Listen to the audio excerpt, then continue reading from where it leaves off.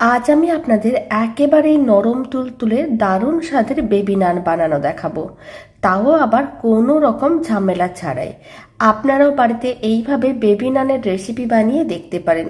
Baby নানগুলো হবে একেবারে নরম তুলতুলে তুলোর মতন। প্রথমে একটা বড় সাইজের পাত্র নিয়েছিলাম, তার মধ্যে দিয়ে দিচ্ছি বেশ কিছুটা পরিমাণ ময়দা। এখানে আমি 500 গ্রামের মতন ময়দা নিয়েছি, তবে আপনারা ময়দার পরিমাণটা কম বা বেশি করতে পারেন। মেজারিং কাপের 4 কাপের মতন ময়দা, প্রায় 500 গ্রাম ময়দা আছে। তার মধ্যে হাফ চামচের মতন দিয়ে দিলাম লবণ, আর আমি দিয়ে দিচ্ছি 2 চামচের মতন ইস্ট। এখানে আমি 4 চামচের 2 চামচ ইস্ট দিলাম, আর আমি দিয়ে দিচ্ছি 1 চামচ চিনি। এবার চিনির পরিমাণটা আপনারা চাইলে একটু বেশি করেও দিতে পারেন বা নাও দিতে পারেন। আর আমি বড় চামচে 2 চামচ সাদা তেল দিয়ে দিলাম। তারপর সমস্ত শুকনো উপকরণ একসঙ্গে ভালো করে মিশিয়ে নিতে হবে, আর এইভাবে ময়দায় ভালো করে ময়ম দিতে হবে। ময়দায় যখন ভালো করে ময়ম দেওয়া হয়ে যাবে, মানে শুকনো উপকরণগুলো খুব ভালো করে মেশানো হয়ে যাবে, তখন অল্প অল্প জল দিয়ে একটা নরম ডো রেডি করতে হবে। এখানে আমি রুম টেম্পারেচারের জলই নিয়েছি, কোনো রকম ঠান্ডা বা গরম জল নিইনি। তবে আপনারা চাইলে উষ্ণ গরম জল দিয়েও ডোটা রেডি করতে পারেন। আপনারা দেখুন ডোটা ঠিক এরকমই চিটচিটে করেই বানাতে হবে। এখন অল্প একটু সাদা তেল দিয়ে দেবো, এতে চিটচিটে ভাবটা অনেকটাই কমে যাবে। তেলটা দিয়ে খুব ভালো করে ডোটাকে আর একবার মেখে নিতে হবে, এতে দইয়ের যে চিটচিটে ভাবটা আছে সেটা চলে যাবে, আর ডোটা হাতে আটকে যাবে না। এইভাবে খুব ভালো করে তেলটা দিয়ে ডোটা মেখে নিতে হবে। ডোটাকে বেশ কিছুক্ষণ ভালো করে মেখে নিয়েছিলাম। এবার কিন্তু আর কোনো রকম চিটচিটে ভাব নেই, চিটচিটে ভাবটা একেবারেই চলে গেছে। এখন একটা প্লেট দিয়ে ঢাকনা দিয়ে দেবো, আর এইভাবে 30 মিনিটের মতন রেখে দেবো। তবে আপনাদের কাছে যদি সময়টা বেশি থাকে তাহলে আপনারা 1 ঘন্টা রেখে দিতে পারেন। 30 মিনিট পরে দেখাচ্ছি ডোটা হালকা একটু ফুলে উঠেছে। যেহেতু সময়টা অনেক কম দিয়েছি তাই ডোটা হালকা ফুলেছে।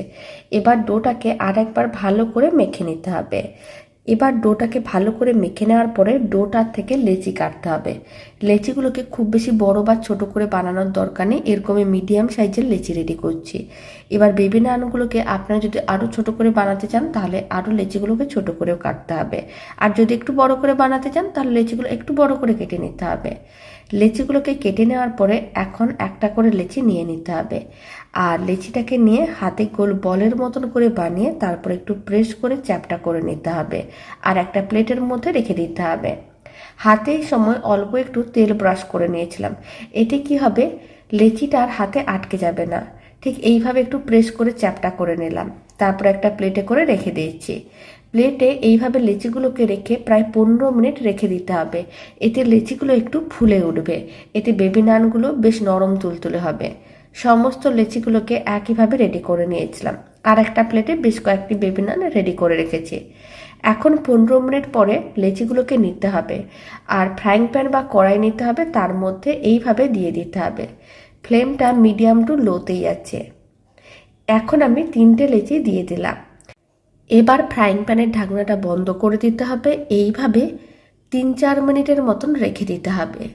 আপনারা দেখুন বেবি নানগুলো বেশ ফুলে উঠেছে।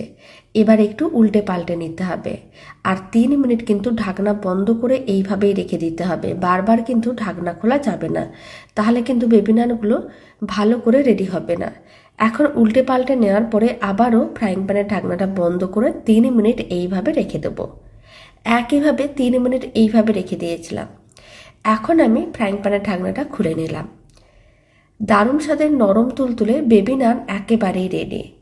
এবার আমি এক সাইডে রেখে দিচ্ছি, আর বাকি বেবি নানগুলো একইভাবে রেডি করে নিতে হবে।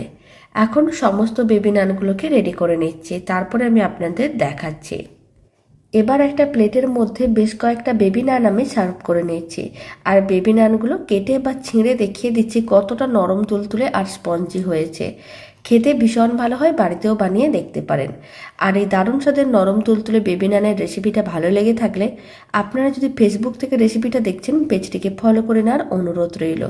ইউটিউব থেকে দেখলে চ্যানেলটি সাবস্ক্রাইব করে নেওয়ার অনুরোধ রইল।